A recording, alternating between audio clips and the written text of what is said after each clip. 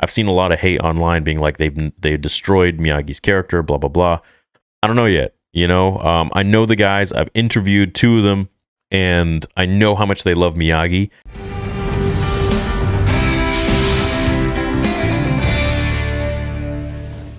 I just finished Cobra Kai Season 6, Part 1, the first 5 episodes. Now, I know I've been kind of silent here on the channel for a while. I've been super busy with starting the new business with Theory Sabers and with the Star Wars channel. But I'm happy to say that I finally am making time now for Cobra Kai, especially since Season 6 is out. So prepare for the theories, prepare for all the other kind of videos. So what were my initial thoughts? And this is unscripted, just fully going into it after watching Part 1 over the last 2 to 3 days. So I've had like maybe an hour or two to process all of this. And I have to say that my initial reaction to Season 6 is I feel like the first 2 episodes started off pretty slow. And then it started to really pick up and we started to see the dynamic. There was an inner turmoil with all of the teams and all of the students. And that was really fun. That was nice seeing it all kind of go back to the way it used to be where there was drama, right? I can see some of the comments of people being like, well, yeah, this is just redone. It's just kind of going back to the old basics and whatnot, which is what was fun. And I like the fact that they're going back to that in a sense. However, there are a few things that I really did not like. First of all, Mike Barnes losing to Johnny Lawrence, no way in hell. Okay, if we want to get to the nitty-gritties of this, I'm going to make a separate video. But the only way that that's possible is because Mike Barnes has not been training. But as a writing standpoint, I think that doesn't make any sense because this guy is like literally supposed to be the arch nemesis, like the guy beating Chozen. He is like the national champion. So I think he's just rusty and hasn't trained for a bit. And maybe the fact that he hasn't been his old self is what caused him to, lose to Johnny. And Johnny's been training this whole time. So, we can give it that. But I'll get into that in its separate video because it needs more care. The other thing that I didn't really enjoy too much was the fact that I hate when they go back, and not just Cobra Kai, but Star Wars, anything, where they go back and they change stuff. So, now I don't know.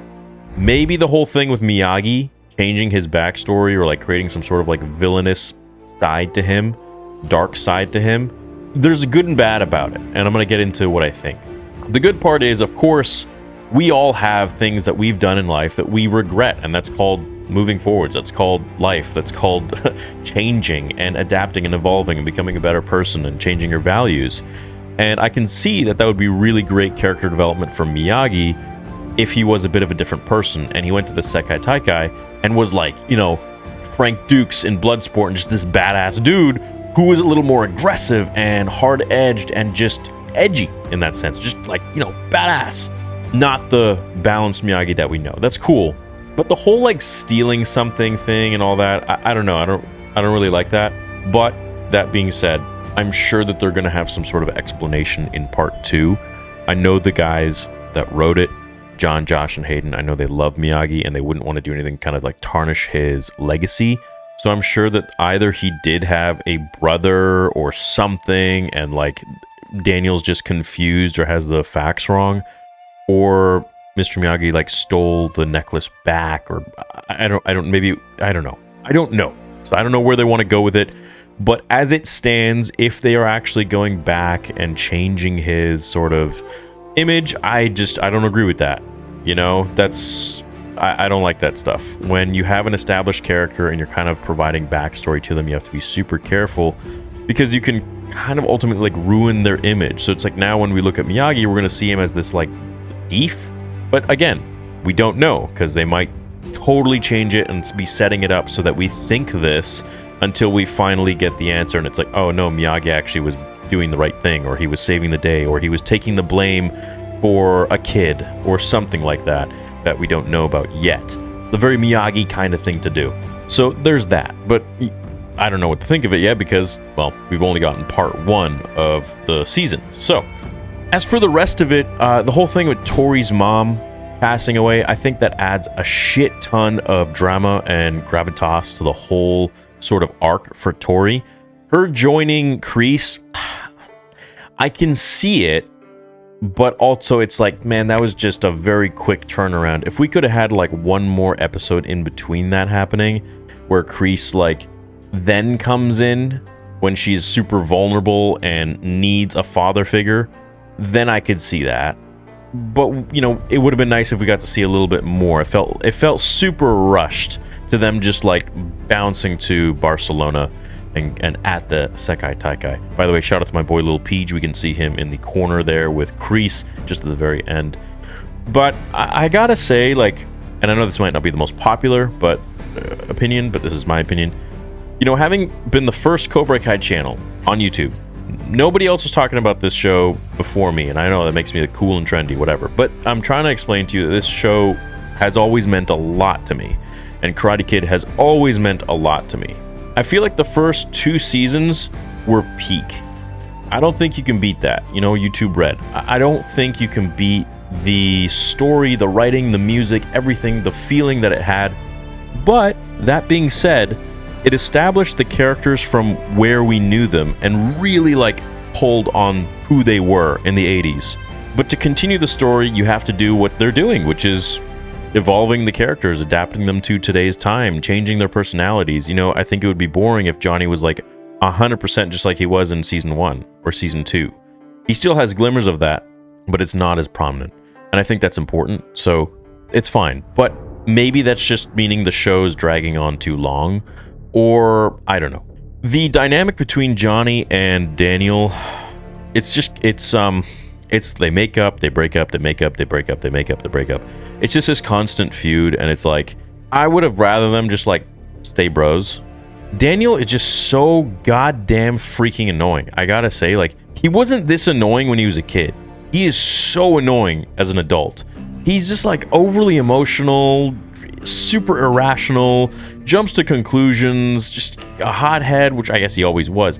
Selfish, self-centered, and man, it's like, dude, where's the character development in Daniel? We've seen a shit ton in Johnny and Mike Barnes, but none really in Daniel whatsoever. He just keeps like pissing everyone off and being annoying, and it's all about him and Mopey and blah blah blah. So unfortunate, because, well, I don't feel like he was totally like that in the first films, but maybe a little bit.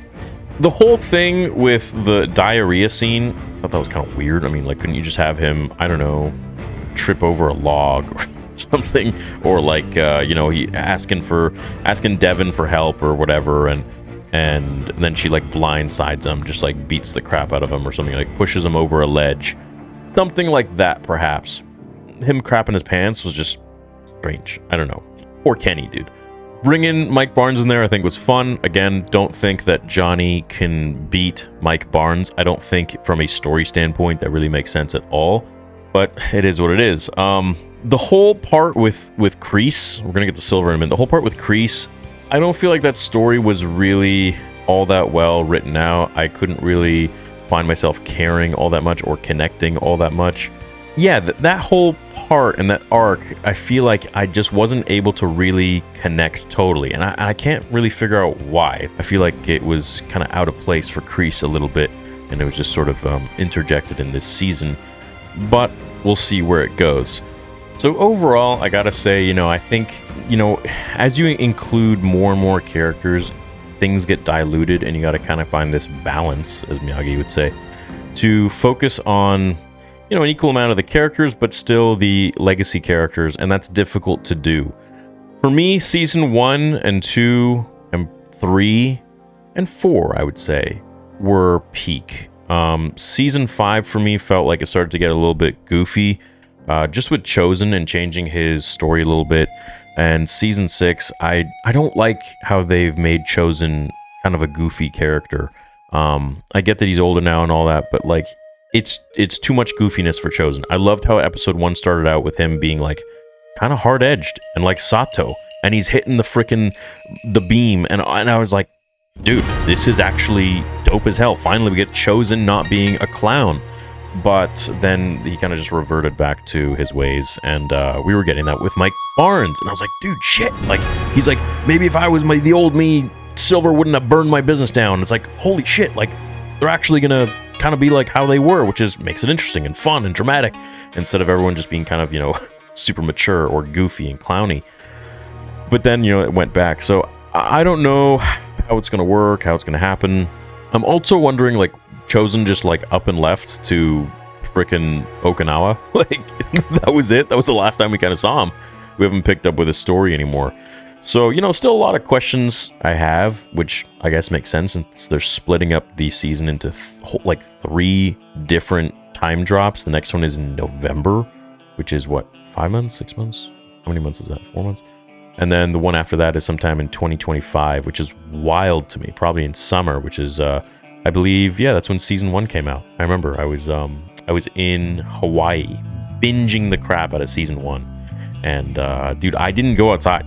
I was just like, I was on vacation, and I was just like staying in the freaking hotel room, binging Cobra Kai. I think it was all 10 episodes or something like that, because I was obsessed. I thought it was so good.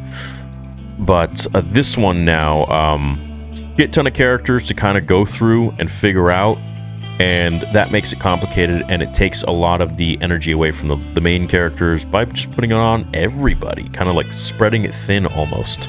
And so I think it moved a little bit too fast, and I miss the old sort of dynamic with the school and kind of like a little more slowed down pace, where like now they're just full on training just for the Sekai Taikai, and they're there now. So that's my review for the first 5 episodes. We don't know where it's going to go. We don't know if they've actually, I've seen a lot of hate online being like they destroyed Miyagi's character, blah blah blah. I don't know yet. You know, I know the guys. I've interviewed 2 of them, and I know how much they love Miyagi. So for me, it's very hard to believe that they would completely like destroy it, like what Star Wars is doing, because these guys have passion for it, and they're actual fans, right? So they're not just doing it for cash. So I think there's more story there, and that's why I'm hesitant to like fully be like, dude, they nerfed his character. Why would they do this? So I'm still waiting to see, and then of course we can judge for real. But we'll have to wait and kind of find out, I guess. But that being said, these are my thoughts on season 6, the first 5 episodes. Great to be back in the dojo. Great to see all the characters again. All in all, it's a fun time. I enjoy this show. It's one of my favorite shows. The Karate Kid universe is probably my second in line to Star Wars, if not on par. The first 3 films, I watched those unbelievably, an unbelievable amount with my pops back in the day, and a lot of great memories. So, you know, definitely rooting for Cobra Kai. Definitely rooting for it to be great. And, you know, the first several seasons were amazing, and then I started to notice a bit of a change with stuff. But I guess that's what you have to do when you continue seasons and shows. You gotta switch it up, flip the script kind of thing. Love you guys. Let me know what you think about the season. Let me know what you liked. Let me know what you didn't like. Let me know what you're wondering about. And I will see you all in the next Cobra Kai theory video. Leave a thumbs up. Catch you later. And remember, no mercy.